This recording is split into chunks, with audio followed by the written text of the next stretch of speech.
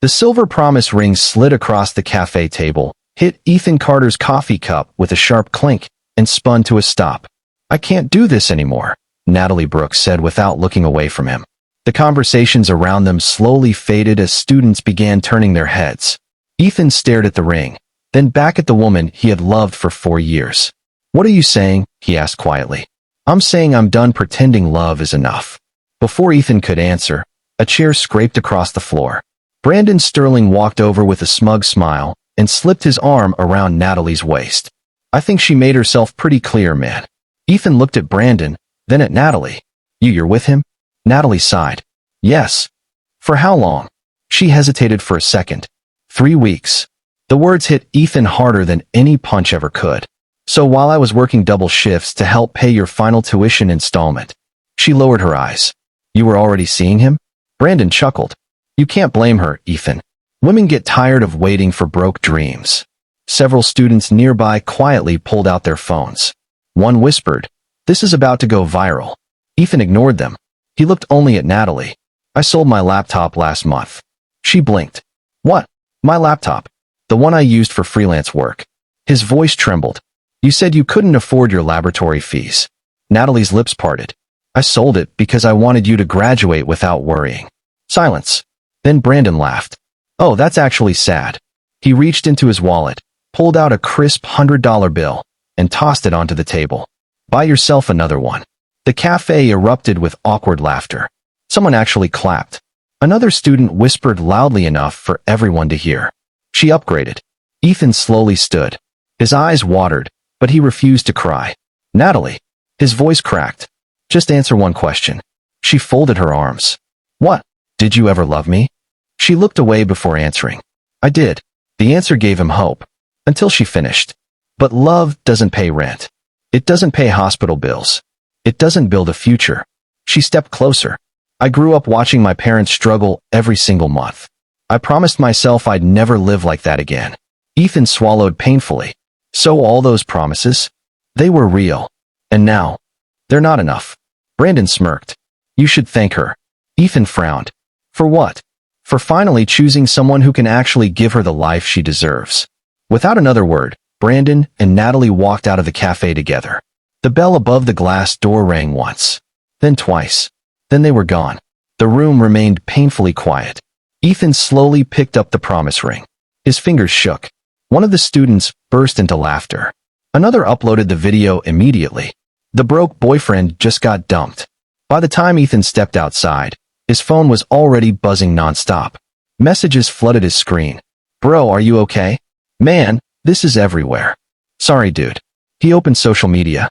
The video already had thousands of views. The comments hurt even more than the breakup. "Never date a broke guy. She chose success. Potential doesn't pay bills. He never stood a chance."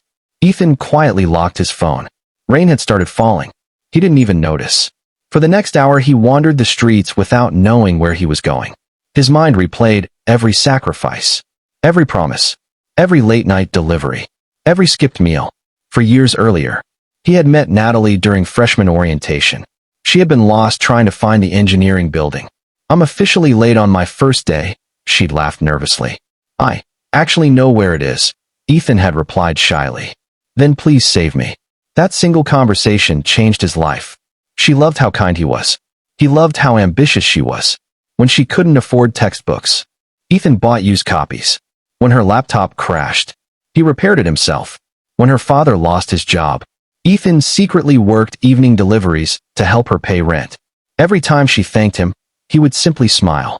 "We're a team." She used to believe him, until everything changed. During their 3rd year, Natalie became friends with wealthy students. Luxury vacations, designer handbags, weekend yacht parties, expensive restaurants. Slowly, she began comparing her life with theirs. One evening, she looked around Ethan's tiny apartment. "I wish life wasn't this hard." He smiled gently. "It won't always be." She forced a smile. "I hope you're right." Months later, she stopped answering his calls as often. Their dates became shorter. Her excuses became longer. Ethan blamed himself. Maybe he wasn't working hard enough. So he took another part-time job. He barely slept 4 hours each night. His grades dropped. His health declined. Still, He kept smiling whenever he saw Natalie, because seeing her happy made everything worthwhile. Until today, his phone suddenly rang. Unknown number. He ignored it. It rang again. He rejected the call. Seconds later, it rang a third time. Ethan sighed and answered. Look, if you're calling to laugh at me, you're late. Everyone else already has. A calm older voice answered. Mr. Ethan Carter? Yes. My name is Victor Langford.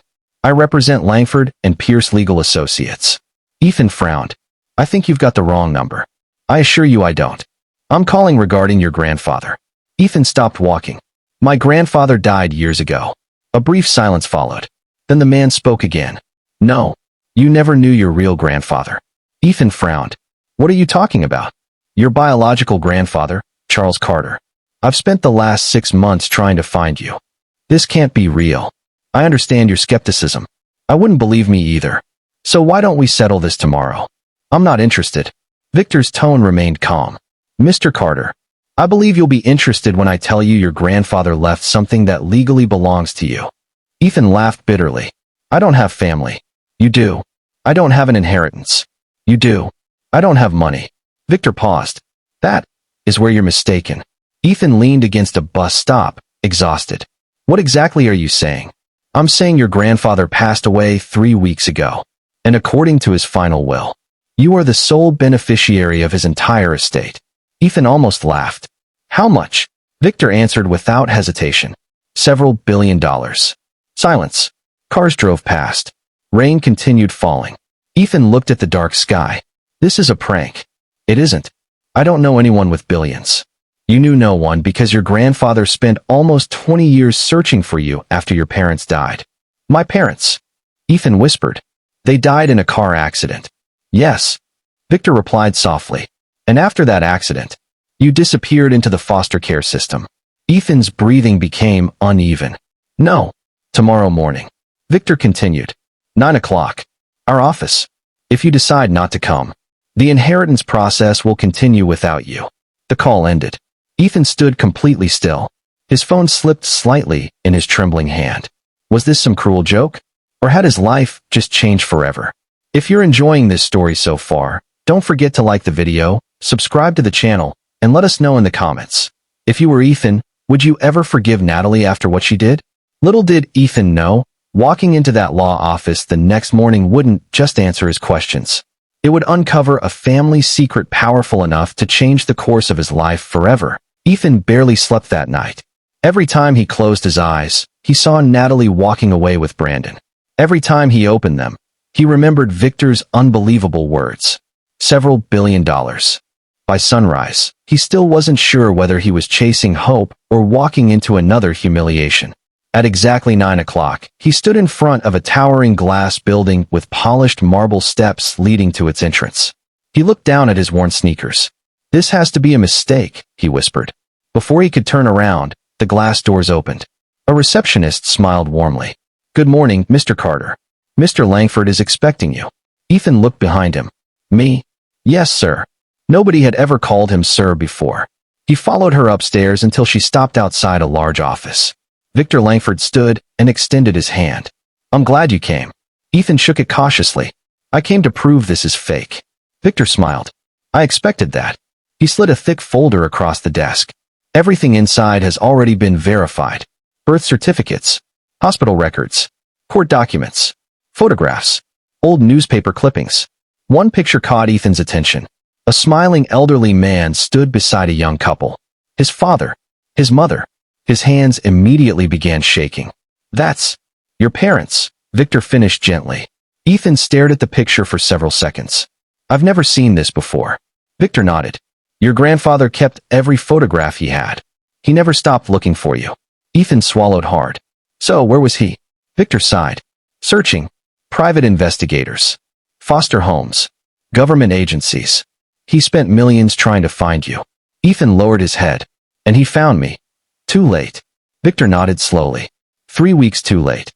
The room fell silent. Victor carefully placed a handwritten envelope on the desk. He wanted you to read this first. Ethan opened it with trembling fingers. My dear grandson, if you're reading this, then life has finally brought us together, even if I couldn't be there to see it. You may inherit my fortune today, but I hope you never forget that your greatest wealth is your character. Money will never make you a better man. It only reveals the man you already are. Build people, not just companies. With love, grandfather. A tear rolled down Ethan's face.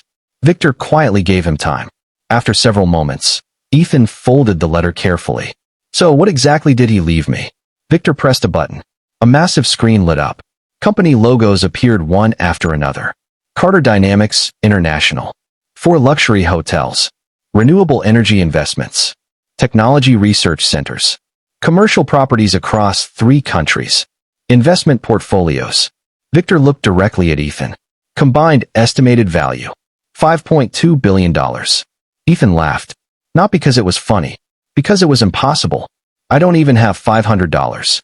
Victor smiled. Now you understand why we needed to find you. For the next several days, Ethan didn't buy expensive cars. He didn't move into a mansion. Instead, he listened. He spent hours meeting company executives. He toured factories where workers spoke proudly about Charles Carter. One elderly employee smiled as Ethan introduced himself. You have your grandfather's eyes. You knew him? For 32 years. What was he like? The old man smiled. He remembered everyone's name. He visited workers in the hospital. He paid children's school fees without asking for recognition. He believed success meant lifting others. Those words stayed with Ethan. Everywhere he went, he heard similar stories. Charles hadn't built an empire with fear. He had built it with respect. That night, Ethan quietly looked at his grandfather's letter again. I understand now. He wasn't inheriting money. He was inheriting responsibility. A week later, the university announced exciting news. Carter Dynamics International will donate $60 million to build a state-of-the-art innovation center. Students erupted with excitement. Natalie and Brandon stood near the front of the lecture hall. Brandon laughed. Typical billionaire publicity stunt. Several students nodded. Professor Adams smiled politely. Regardless of the reason, thousands of future students will benefit. Brandon shrugged. It's probably another tax write-off. Before Ethan realized it, he spoke. My grandfather believed education changes lives. The room became quiet. Brandon turned around. Oh, look. The scholarship kid has another opinion. Students laughed. Brandon walked closer. You know the founder personally? Ethan answered calmly. I know enough to say he cared about people. Natalie folded her arms. You still defend strangers more than yourself. Ethan looked at her. I've learned that judging people by their bank account says more about us than it does about them. Brandon smirked. Easy to say when you've got nothing. Ethan simply smiled. The dean stepped onto the stage. I also have another announcement. The new CEO of Carter Dynamics has accepted our invitation to attend this Friday's charity gala. Excited whispers filled the room. Brandon adjusted his expensive watch. I've been wanting to meet him. Natalie smiled. So have I. Ethan quietly picked up his backpack and walked away. Friday arrived. Luxury cars lined the entrance of the grand ballroom. Students admired designer dresses and expensive suits. Natalie adjusted her necklace. I wonder what the CEO looks like. Brandon grinned. Probably another old billionaire. Suddenly, a sleek black car stopped at the entrance. A chauffeur stepped out. He opened the rear door. Polished dress, shoes touched the red carpet. Then came a tailored navy suit. Finally, Ethan stepped out. Gasps echoed across the entrance. Natalie's jaw dropped. No. Brandon blinked repeatedly. That can't be him. The announcer smiled proudly. Ladies and gentlemen, please welcome the chairman and chief executive officer of Carter Dynamics International, Mr. Ethan Carter. The ballroom exploded with applause. Students who had laughed at him only days earlier now stared in complete disbelief. Professor Adams smiled proudly. I knew there was something special about that young man. Natalie couldn't move. She whispered, Ethan.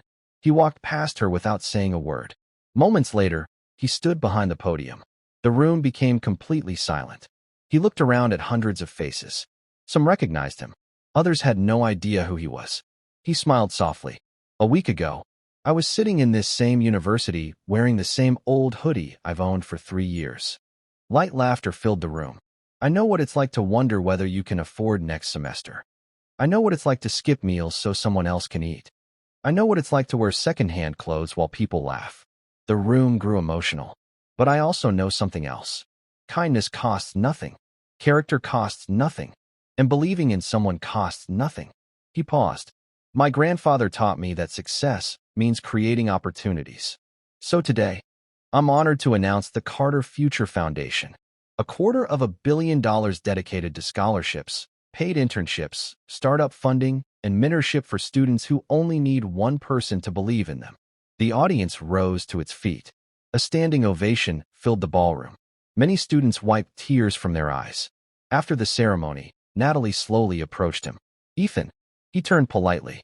Congratulations. Thank you. Tears formed in her eyes. I was wrong. I know. I thought security mattered most. It does. She looked confused. It just isn't measured by money. She lowered her head. I made the biggest mistake of my life. Ethan smiled sadly. You didn't leave because I was poor. You left because you couldn't see who I already was. She started crying. Can we try again? He gently shook his head. I truly hope you find happiness, Natalie. But the woman I needed would have stayed when all I had was hope. He nodded respectfully and walked away. Brandon stepped forward angrily. You think you're better than everyone now? Ethan calmly met his eyes. No. I simply learned that money is a tool. You believed it made you important. I want to use it to make other people feel important. Brandon had no answer. 3 months later, construction of the Innovation Center began. Dozens of students from struggling families were hired as paid interns. Ethan often visited wearing a hard hat instead of an expensive suit. One afternoon, a freshman stopped him. Mr. Carter. Thank you. My mother thought I'd never afford college. Ethan smiled. Then promise me something. What? When you're successful someday, reach back and help someone else. The student nodded. I will. As Ethan walked through the construction site, he unfolded his grandfather's letter one final time. He smiled at the last sentence. Build people, not just companies. And that's exactly what he decided to spend the rest of his life doing. If this story inspired you, don't forget to like the video, subscribe to the channel, and turn on notifications so you never miss another emotional story. Also, tell us in the comments, do you think Natalie deserved a second chance, or did Ethan make the right decision by walking away? Because sometimes the greatest revenge isn't becoming richer than the people who doubted you. It's becoming the kind of person they never deserved to have in the first place.